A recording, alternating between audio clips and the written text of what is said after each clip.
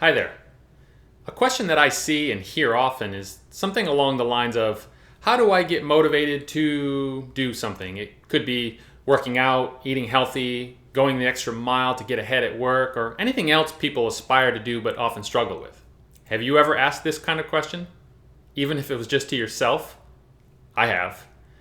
When you ask the question in this way, it's usually an indicator that you're looking for a magic bullet to fix your motivation problem.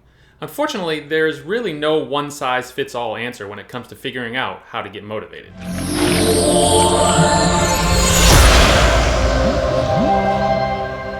Anyone who tells you they have the secret to motivation or says something like, you just need to do this one thing, for example, get up early, or write your goals down every day, or go to bed in your workout clothes. Anyone who does that is oversimplifying the matter without really understanding the specifics of what drives or inhibits your motivation. I'll use an example to illustrate my point. Let's say that 4 people work for a small company where a longtime manager will be retiring in 6 months. The president has announced that he plans to select the manager's replacement from within the company. These 4 people all have roughly equivalent skill sets and are all qualified for the promotion. The president also announced that anyone who applies for the position will have to take on some additional workload intended to stretch the candidates to test their ability to learn, adapt, lead, and solve problems. Essentially, they'll have to audition for the job by their performance over the next few months. All 4 people apply for the job and all believe that they truly want it. But as the weeks and the months play out, they all struggle with the motivation necessary to step outside their comfort zones and take on the additional work. The reason, however, that each of them struggles is very different, as we'll see. Meet Mike. Mike has been working at the company for 15 years, but he doesn't really think of it as a career. He doesn't mind the work though, and he's even pretty good at it, but it doesn't really give him joy or a sense of fulfillment, so he doesn't find it all that interesting. He tells himself that the company has been very good to him and that he could really use the pay raise that comes with the promotion, so he applies for the job. However, as the excitement of the idea starts to wear off and the reality of the extra work settles in, Mike finds it hard to sustain the motivation necessary to meet the president's expectations. This is Tina. Tina came to the company 8 years ago because she had been traveling a lot at her old company, which was a problem for her. She has 2 children, and spending time with family is a priority for her. She really likes the company and the work she's doing, and is open to the idea of building a career there. While she understands that the promotion might mean more hours per week, it would also mean more flexibility in her work schedule, which is important to her. Plus, she's trying to save for her kids' college education, and her husband's company just cut back on his hours, so the extra income would be a tremendous help. As the weeks go by, Tina starts to realize exactly what getting that promotion would mean for her personal life. While she would definitely have more flexibility in her work schedule, allowing her to be at important events with her children, overall she would have less time to spend with them. Also, the added stress and fatigue caused by the additional workload would mean that the time she does spend with her family would probably be less enjoyable. After coming to this realization, Tina finds it increasingly difficult to stay motivated to win the promotion. Meet Frank. Frank started working at the company part-time while in high school and has been there ever since, totaling 17 years of service.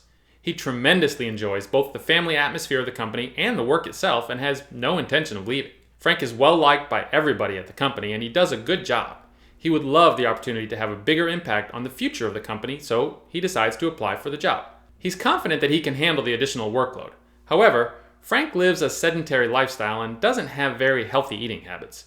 He's pretty significantly overweight and doesn't have a lot of energy. He's able to handle the extra work for a couple of weeks, basically brute forcing his way through the exhaustion he feels toward the end of every day. However, the workload eventually starts to take its toll and his performance starts to suffer as he can't get everything done, even though he really wants the promotion.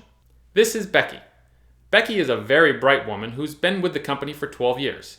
Every manager she's worked for during that time has absolutely loved having her on their teams because she's friendly, hardworking, and willing to do pretty much anything that's asked of her. She enjoys sharing what she knows with her coworkers, which is why she likes the idea of being a manager. She also wants to buy a house next year, and the pay raise from this promotion would greatly help to achieve that goal, so she applies for the position. As the weeks go by and the difficulty of the challenges increase, Becky starts to question whether she is management material. She's always had issues with self-esteem, and this experience only reinforces the little voice inside her head that tells her she was foolish to think she could win the promotion. Consequently, she finds herself pulling back on her work a little bit, subconsciously sabotaging her bid to win the job. As you can see from these examples, these 4 people have 4 very different reasons they lack motivation for the same goal. Mike isn't genuinely fulfilled by the work, even though he likes it. Tina enjoys the work, but the job requirements don't align with her value of maximizing family time. Frank loves the work, but just doesn't have the energy to do the job for the hours that are required. And Becky would probably be a great manager, but convinces herself that she's just not worthy of the promotion. If one of these people were to ask you how they can get motivated at work and you didn't understand his or her specific situation, your advice would likely not help them because it wouldn't address their specific underlying problem. The same is true for you in your life.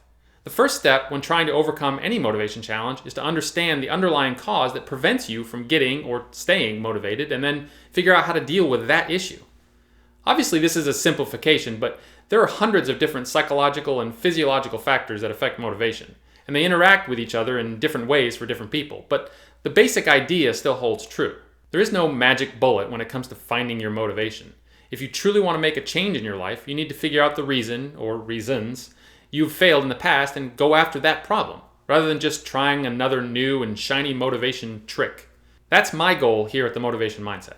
I want to help you figure out what's holding you back so you can kick down those barriers that are keeping you from living the kind of life and being the kind of person that you've always wanted to be. As always, please let me know how I can help you. You can reach me directly at rich@themotivationmindset.com. If you like this video, please click the like button and leave a comment, and consider subscribing to my channel. Thanks for watching.